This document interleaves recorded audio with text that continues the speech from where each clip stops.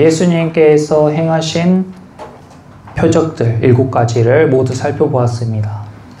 물이 포도주로 바뀌는 기적에서 시작해서 점점 그 사이즈가 커지고 그 능력이 더 커지고 마지막에는 죽은 사람이 무덤 문을 열고 나오는 모습까지 우리가 보게 되었어요. 그런데 이 기적의 팽창과 깊이와 그 기적의 확장과는 반대로 믿는 사람만 더해지는 게 아니라 예수님을 거부하는 사람들도 더해지더라. 그것이 참 우리 인생의 아이러니입니다. 오늘 본문의 소제목은 예수를 죽이려고 모의하다예요. 우리는 이 세상을 하나님께서 창조하시고 이 세상이 끝나는 마지막 날까지 하나님께서 계획하시고 통치하시기 때문에 세상을 사는 모든 사람은 하나님의 영향 안에 있다고 볼 수 있습니다.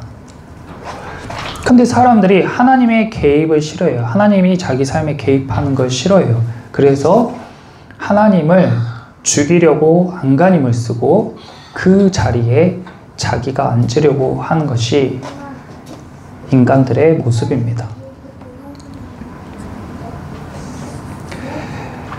오늘 본문에 나오는 바리새인들과 대제사장 그리고 유대인들 이 중심으로 우리가 말씀을 살펴볼 텐데 45절에 먼저 첫 번째 마리아에게 와서 마리아는 죽었던 나사로의 누이죠. 그 마리아에게 와서 예수께서 하신 일을 본 많은 유대인이 죽은 나사로를 살린 예수님을 보고 많은 유대인이 예수님을 믿었어요. 하지만 그 중에 어떤 사람은 바리새인들에게 가서 예수께서 하신 일을 알렸어요. 자, 그 중에 어떤 사람들은 예수님이 행하신 기적을 보고 바리새인들에게 가서 그것을 알렸습니다. 이 사람들이 바리새인에게 이 일을 알린 의도는 무엇이에요? 바리새인이 예수님께 적대적인 감정을 가지고 있다는 사실을 알기 때문에 그 정보를 전해준 거잖아요.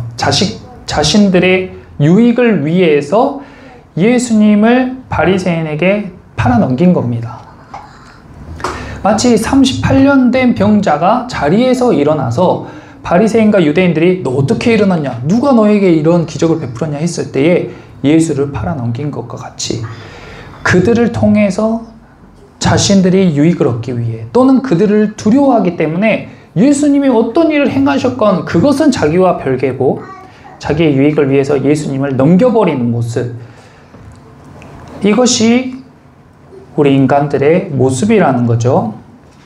그리고 그 말을 들은 바리새인들은 47절에 대제사장들과 바리새인들이 공회를 모으고 이르되, 그러니까 전에 설명한 것처럼 국회를 한 거예요. 국회를 해가지고 대제사장과 바리새인들이 거기 모였어. 그래서 우리가 어떻게 하겠냐. 예수님이 많은 표적을 행하니 사람들이 그를 다 따르게 생겼다. 48절에 만일 그를 이대로 두면 모든 사람이 그를 믿을 것이요. 그게 뭐 어때? 예수님이 뭐 사이비도 아니고 거짓말을 해서 사람들을 성동하는 것도 아니고 잘못된 것으로 사람들을 유린하는 것도 아니잖아요. 이대로 둬서 모든 사람이 예수님을 믿으면은 어때요, 그게?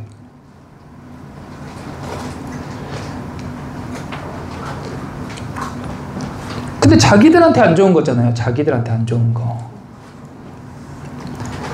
그런데 그것은 이야기하지 않고, 그리고 자기가 생각해도 이것은 변명이 안 돼. 문제가 안 돼. 그러니까 거기에다가 덧붙이는데 뭘 덧붙여요? 그 뒤에 로마인들이 와서 우리 땅과 민족을 빼앗아 가리라.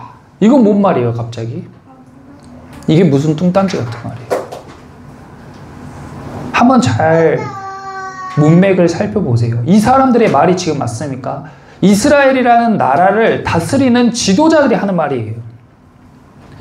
예수님이 와서 한 게 뭐 있습니까? 그 백성들의 그 어두움을 일깨워주고 계몽시켜주고 각성시키고 아픈 사람들을 고쳐주고 사람들이 공경에 처했을 때 그 공경에서 해결해주고 죽은 사람을 살려준 것밖에 없어요. 이게 어떻게 그 나라에 위협을 가하는 일이겠습니까? 많은 사람이 예수님을 따르면 어때요? 좋은 일이죠. 그런데 그것은 자기들이 생각해도 나쁜 일이 아니야. 그러니까 그 뒤에 그럴듯한 말을 덧붙이는데 그것은 진실이 아니다. 로마인들이 와서 우리 땅과 민족을 빼앗아 가리라는 무슨 근거로 한 말입니까? 아무 근거도 없는 말이에요. 아무 근거도 없는 말이죠.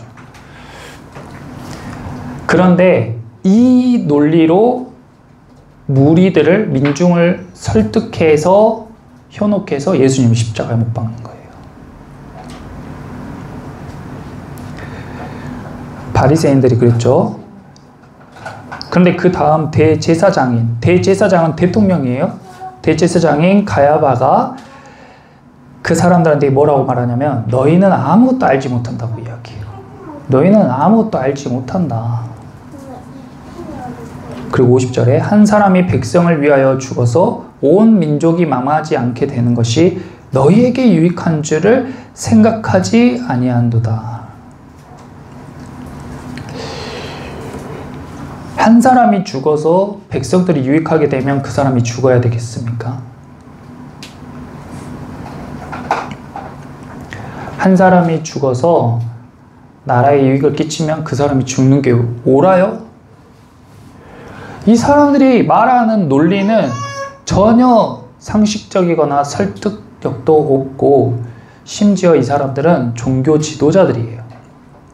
사람들에게 하나님의 말씀을 가르치는 사람이고 하나님의 말씀을 대언하는 사람들입니다.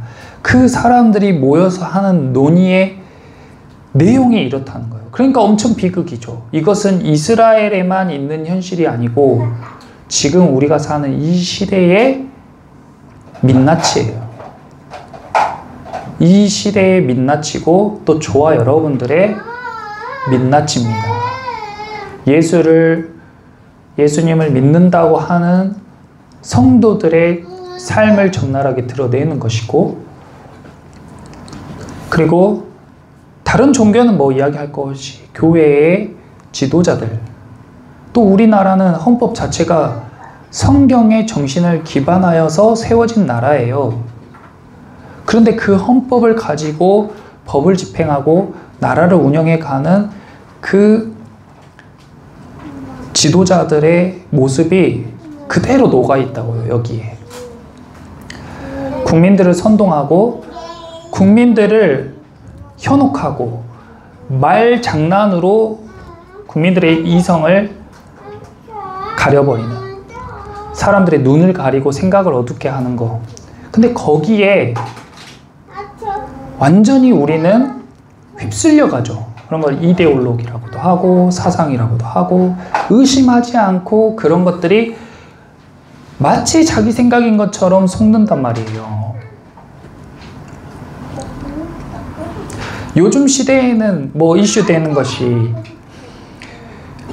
성별은 남자 여자만 있는 것이 아니고 많은 성별이 있다라는 것을 계속 노출시키고 주입시키고 가르쳐요. 그러니까 그것을 아는 사람이 마치 더 지식인이고 더 이성적이고 더 뭔가 깨어있는 사람인 것 같은 착각을 불러일으키고 아이들에게도 막 가르쳐야 된다고 생각하고, 그리고 어떤 사람은 그러든지 말든지 나랑은 상관없지, 성별은 남자와 여자만 있지, 이러다가 시간이 흘러버리면 그 사람은 사회에서 도태되고 사회의 눈치를 보면은 그대로 따라가는 사람이 되고 자기 주장을 펼치면 왕따가 되는 거예요.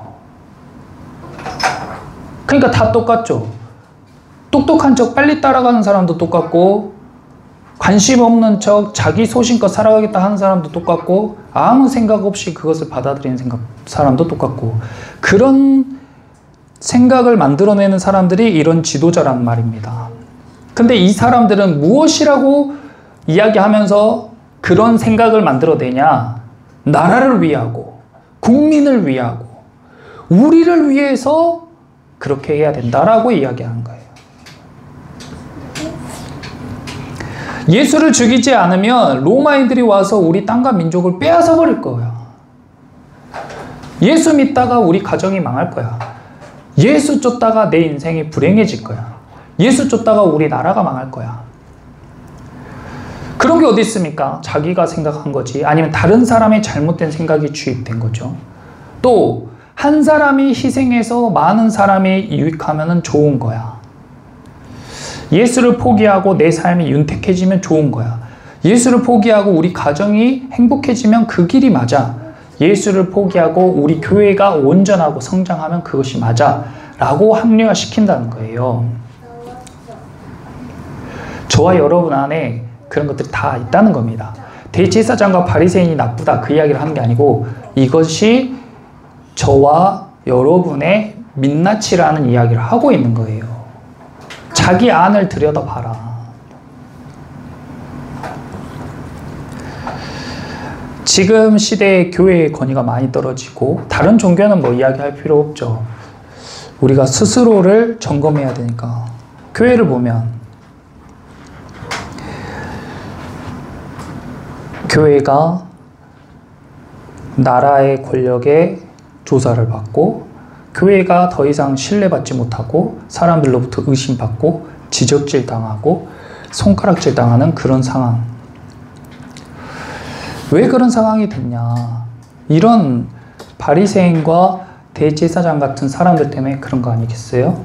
그리고 교회에 다닌 성도들이 또 그렇게 행동해서 그런 것 아니겠습니까? 대제사장이 한 사람이 백성을 위하여 죽어서 온 민족이 망하지 않게 되는 것이 너희에게 유익하다고 했어요.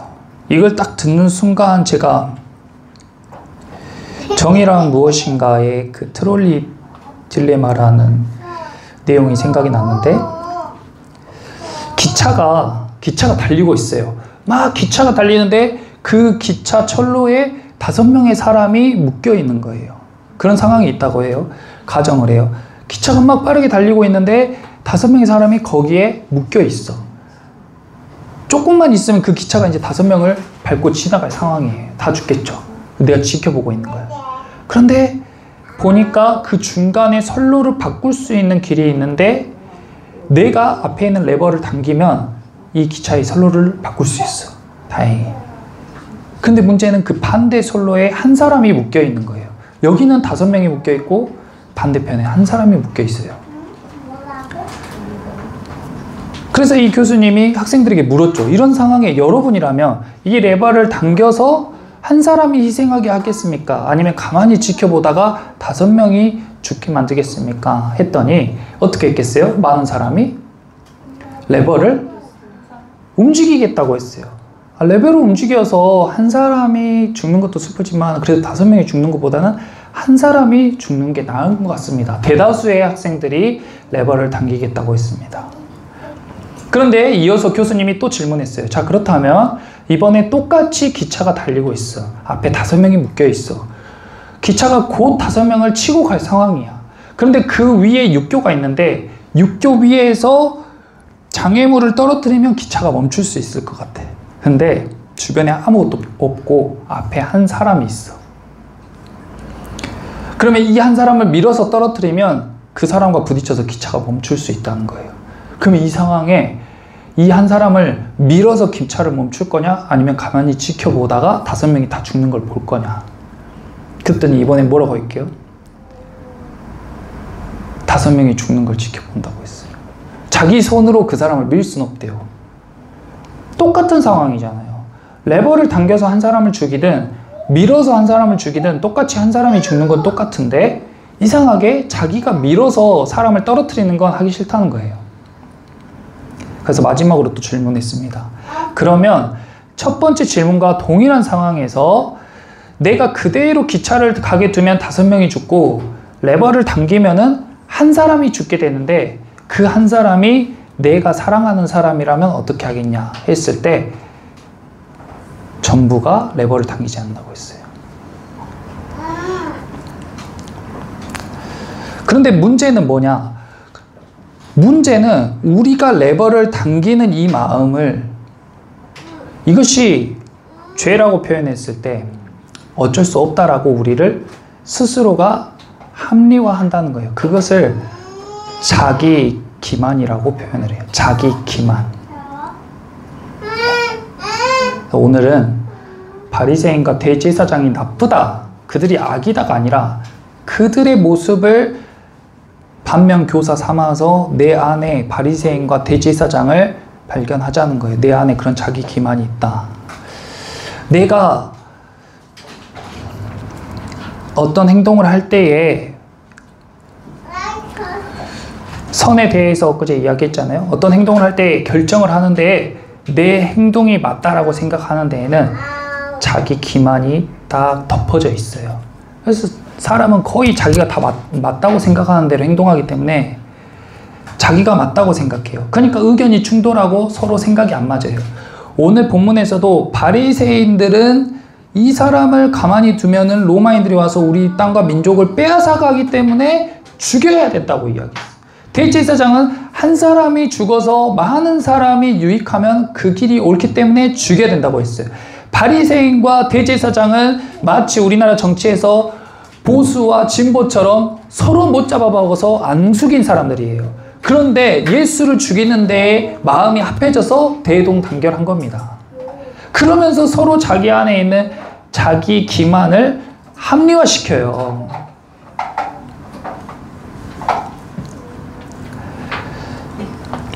뭐 유치하지만 예배 드리는 것, 예물 드리는 것, 술 마시는 것,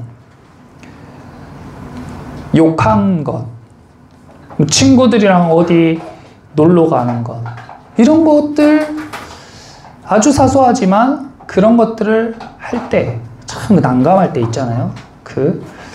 어떻게 해야 될지 묘할 때.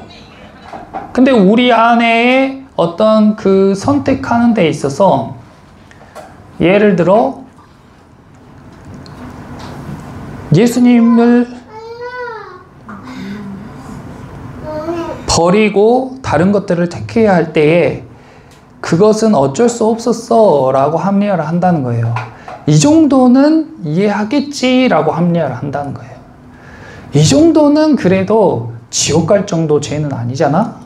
그래도 내가 전에 이런 선행을 많이 했잖아? 그래도 내 안에 예수님을 믿는 마음은 확실하잖아? 이렇게 자기 기만 행위.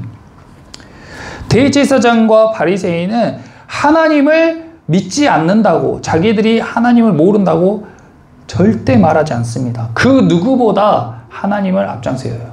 하나님의 뜻으로, 신의 이름으로, 신의 명령으로 저 사람을 죽이자고 하는 거예요. 교회는요, 전통과 제도를 보호하기를 위해서 진리를 말살시켜요. 예수님 말씀이 성경 말씀에 위배되지 않은데 예수님 막 핍박하는 이 사람들을 보세요. 그리고 민중의 신앙을 억압합니다. 지금 사람들은 예수님을 믿으려고 해요. 이대로 두면 모든 사람이 그를 믿을 것 같아요. 할렐루야죠. 그러면 예수님을 다 믿으면 할렐루야잖아요. 근데 하나님의 사람, 하나님의 대언하는 사람들, 하나님이 세운 지도자라는 사람들이 그 꼴을 못 봐가지고 그걸 막으려고 작당을 하고 있는 거예요. 교회가 안 그렇습니까? 교회도 그럴 수 있죠. 교회도 그럴 수 있죠. 사람들이 예수를 믿으려고 하는데 그것을 억압할 수 있죠. 또 우리나라는 종교의 자유가 있어요. 그러니까 다른 종교를 믿을 자유도 있는 겁니다. 그것을 우리가 지혜롭게 또 권면하면서 예수님께로 인도해야지 그것을 억압하고 핍박하고 심지어 예수님에 대한 그 말씀의 확신, 기독교에 대한 자기 확신이 강하면 강할수록 그 억압이 세진다는 거예요. 핍박하고 다른 종교를 믿는 사람들을 고문하고 학대하고 심지어 죽이기까지 하는 그런 자기 기만.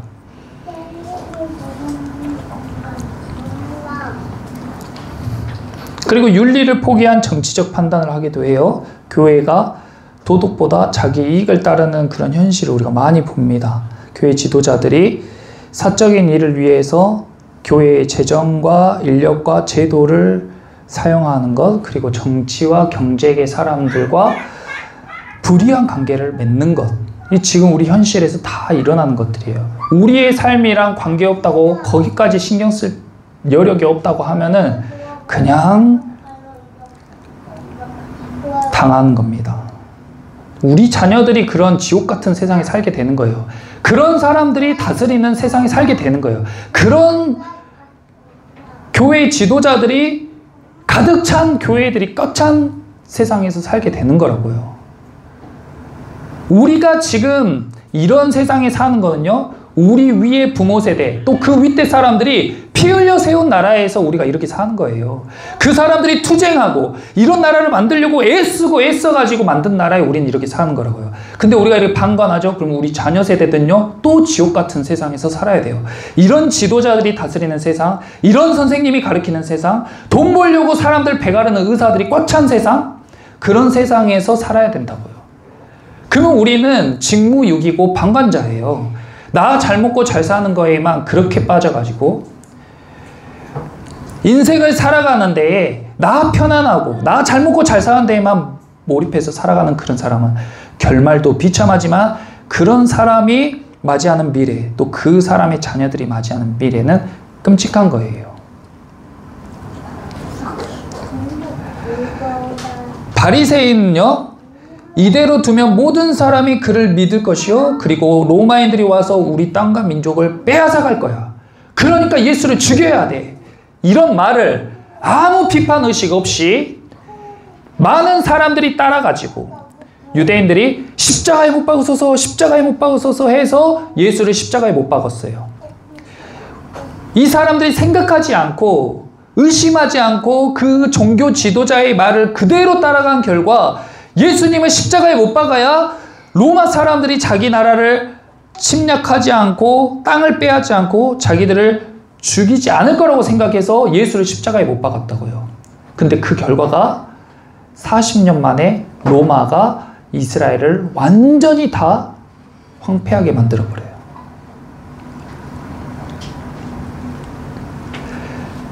이 지도자가 한 말, 그 말대로 안 되게 하려고 했던 행동이 결국에 자기들을 스스로 파멸로 몰아갔다고요.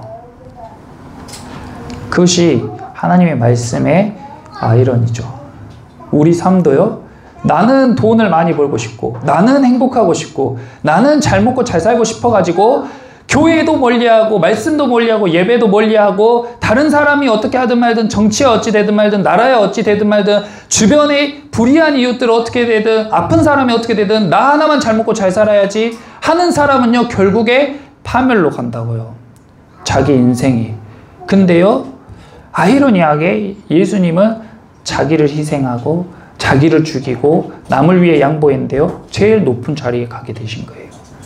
그것이 십자가의 정신이고 예수님의 정신이. 대제사장은 한 사람이 희생해서 온 민족이 망하지 않게 되는 것이 유익하다고 했어요. 근데 그 아래 이 말은 스스로 함이 아니요 그의 대제사장이므로 예수께서 그 민족을 위하시고 또 그 민족만 위할 뿐 아니라 흩어진 하나님의 자녀를 모아 하나가 되게 하기 위하여 죽으실 것을 미리 말함이로라. 악인들의 말과 행동까지 하나님이 다 사용하신다는 겁니다. 가룟 유다가 예수를 파는 것도 사용했어요.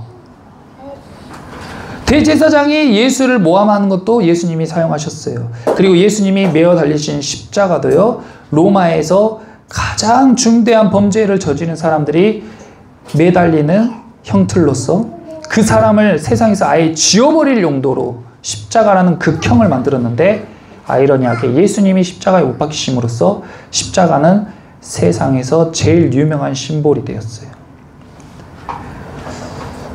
그러니까 악인들의 그런 행동까지도 하나님께서 다 합력해서 선한 결론으로 이끌어 가시지만 그 과정 가운데 자기 선택으로 인해 예수를 버린 사람들의 파멸은 어쩔 수 없다. 어쩔 수가 없다. 그래서 현대 철학자들은요, 교회와 종교 지도자들의 이런 민낯을 비난하고 비판해요. 교회는 썩었다. 개독교다. 교회에서 자기 사리사욕 채우려고 헌금을 걷는다. 그리고 성도들을 현혹한다. 잘못된 길로 빠뜨린다. 그것은 일부죠. 그것은 교회의 일부예요. 그렇다면 이 세상의 문제, 우리의 영혼을 구원하는 구원의 문제, 우리의 삶을 하나님과의 다시 연결시키는 회복의 문제는 어디서 해결할 것인가? 병원도 안 되고 학교도 안 되고 군대도 안 되고 국가도 못하는 거예요. 유일한 통로가 교회입니다. 그러므로 교회가 유일한 통로 되는데, 그러면 교회에 오는 사람들이 어떻게 해야 될 것인가? 그것에 대해서 기독교 철학자 폴 리케르가 이렇게 이야기했어요. 이제 한 장 넘겨주세요. 자, 이분이 폴 리케르라는 분인데 여기를 같이 한번 읽어볼게요. 이것을 읽어보겠습니다. 인간의 이성과 감정에 잠재된 자기 기만 능력을 인식하는 것이 진실을 억압하려는 모든 인간의 성향에 더해지면 자신의 생각과 동기에 대한 건강한 성경적 의심으로 이어진다. 이게 분명히 한국말인데 읽어도 뭔 말인지 모르는 게 신기해요. 저도 계속 읽고 무슨 말이지? 막 밑줄 치면서. 근데 이게 무슨 말이냐면 한 장 더 넘겨주세요. 아주 좋은 말인데 이 말이 무슨 말이냐면, 그러니까 이분이 이 폴 리케르라는 기독교 철학자가 발견한 진리죠. 그러니까 현대 철학자들이 교회를 비판하고 종교 지도자들을 비판하고 사람들로 하여금 교회와 멀어지게 하고 교회를 혐오하고 싫어하게 하는 이 현상 가운데에 교회가 그래도 길이고 교회가 진리이고 이곳이 하나님께서 세우신 장소인 처소인데, 그러면은 성도들은 어떻게 해야 되는가에 대한 답이에요. 인간의 이성과 감정에 잠재된 우리의 생각과 우리가 느끼는 느낌 안에 녹아져 있는 자기 기만 능력이라는 게 있어요. 이게 뭐냐면 내 느낌이 맞아, 내 생각이 맞아 하는 그 자기 기만 능력이 우리 안에 깊이 배어 있다고요. 그래서 그것을 인식하는 것이 1번이에요. 아, 내 생각이 무조건 맞는 게 아니고 내 감정이 무조건 맞는 게 아니고 여기에 지금 이게 맞다라고 생각하는 그런 능력이 내 안에 잠재되어 있구나. 이게 정말 진실이 아니고 이게 진리가 아닌데 이게 진리이고 선한 것이고 아름답다고 생각하게끔 내 안에 잠재되어 있는 그런 능력이 있구나 라는 걸 인식하는 게 1번. 그러면은 현실을 더 진리를 진리로 볼 수 있는 가능성이 열리고 아름다움을 바로 볼 수 있고 선한 것을 바로 볼 수 있는, 자기가 끼고 있는 안경을 벗는 첫 단계가 이것을 인식하는 거예요. 그리고 진실을 억압하려는, 방금 이야기한 것처럼 자기 기만 능력은 진실을 억압해요. 진리를 억압해. 이게 분명히 진리인데 나한테 불이익을 주니까 이것이 진리가 아니라고 덮어버려, 내 안에서. 그런 능력이 있어요, 우리 안에. 이런 진실을 억압하려는 모든 인간의 성향에 더해지면, 이 인식이라는 게 여기에 더해지면요, 아, 이거 지금 내가 방금 덮어버렸는데 이게 내 안에 있는 능력이 이걸 덮었구나. 지금 진리를 덮어버렸구나. 내가 지금 교회에 가야 되는 날인데 오늘 컨디션도 안 좋고 교회 갔다가 괜히 내일 일할 때 또 영향도 줄 것 같고 굳이 오늘 안 가도 될 것 같은데 안 가는 게 맞다. 그래, 이게 맞아 하고 내 안에 이걸 덮어버리는, 이게 내 자기 기만 능력으로 인한다 인식하면은, 그러면 자기의 생각과 동기에 대한, 내 지금 이런 생각이 왜 들지? 내가 왜 지금 교회를 안 가려고 하지? 이런 생각과 동기에 대한 성경적인 의심으로 이어질 수 있다. 그러면 지금 내가 몸도 으실으실하고 오늘 교회 가는 게 내일 일할 때도 영향 줄 것 같고 그래서 안 가는 게 맞는 것 같은데 했을 때 이거 지금 내 자기 기만 능력이구나. 그러면 성경에선 뭐라고 했지? 하고 성경적 의심으로 다가가요. 성경에선 어떻게 말했지? 하나님의 말씀 어떻게 했지? 하면서 여기에서 진리를 객관적으로 발견할 수 있게 된다. 그래서 이 과정을 덮어놓고 그냥 믿는 사람들의 믿음을 제1의 순진함이라고 했고, 그냥 믿는 거, 그냥 목사님이 하는 말이면 다 아멘, 교회에서 하는 말이면 다 아멘, 하나님의 말씀이라고 하면 그냥 다 아멘 하는 이런 믿음을 제1의 순진함이라고 했고, 이 폴 리케르가. 그리고 거기에서 더 나아가서 철학자들의 비판, 그리고 목회자의 말, 그리고 교회에서 하는 그런 모든 행동을 성경적으로 의심하는 단계를 거치는데, 이 단계가 불로 연단하는 단계와 같다고 했어요. 굉장히 피곤하고 어렵고 시행착오를 많이 겪는 그런 과정입니다. 근데 여기에서 한번 연단된 그 정제된 생각이 바로 순전한 믿음을 낳는다는 거예요. 그것이 제2의 순진함이에요.